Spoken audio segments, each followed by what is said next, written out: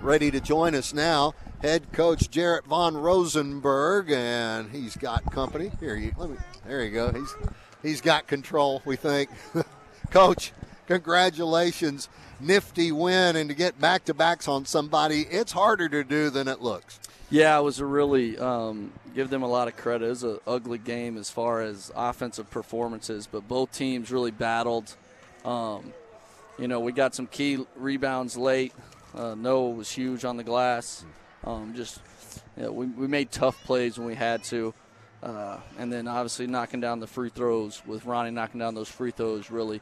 But, you hold the team in the 40s, you're probably going to win. So we had just enough points to come out on top. All right, Tay Mosier got back on the floor. So too did Ronnie after absences. How about the way they did? Well, I don't think anyone had a great performance, but I think they all did well as far as offensive efficiency goes. But I thought defensively we did a really good job communicating. We didn't really give a lot of clean looks. I thought we got a lot of clean looks in the first half, and obviously we ended up with a 10-point lead, but we didn't shoot it well in the first half either. Outside of Vinny, I guess, making some shots. But that's conference basketball, February basketball. It doesn't matter. And I told you pregame, every game has a life of its own. You don't really know what to expect. It could have been a night where both teams were really shooting it well and we had to win in the 80s. You got to be ready to win however the game presents itself, and obviously end up with one more point than our opponent, and we were able to get that done. All right, Coach, second chance points was one of the biggest things that make you scratch your head. Both teams had 15 offensive rebounds. Lions scored 2 points off of theirs. The Demons come up with 19. We had, a lot of chances to put back layups and kick out threes, and we didn't shoot it well. Didn't capitalize on those. But what we did do is still do a good job of keeping them out of transition.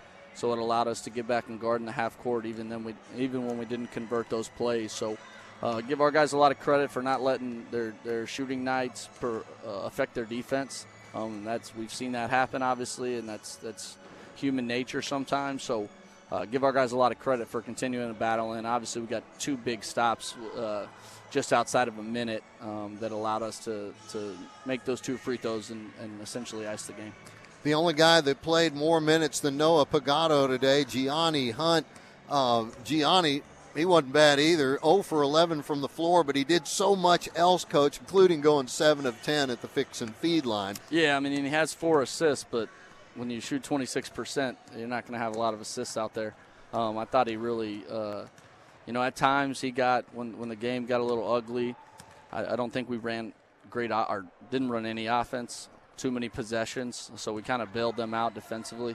But he's a big-time player and big time for us, and he came up with the stop at the end and did what we had to do to win. That's the point guard, quarterback, head coach. All it's about is the record, not necessarily the stats. Okay, Noah Pagato, he may be the man today. A double-double, 12 points, 14 rebounds. He was starting in the place of Ronnie today, right? Yeah. One of the guys. I can't say enough about him, but another guy, he made 4 of his 11, but another guy that missed 4 or 5 that we expect him to make, that he expects to make, but again, another guy that he brings a lot of toughness to our team, obviously. A lot of those rebounds he got, especially in the second half, were heavily, heavily contested. He was getting fouled on every single one of them. Didn't let that affect him, just found a way to secure the rebounds. And he was definitely the MVP when it comes to down the stretch, getting things done for us. Coach, there were some enormous battles waged right underneath the rack. The officials kind of let them play through most of that, didn't they? Yeah, there was a lot of non-calls, but I think it was both ways pretty evenly. The one I don't like was the dunk attempt by Ronnie in the first half. That should have been called no matter what's going on, how the game's being played, but that's basketball. That's part of it.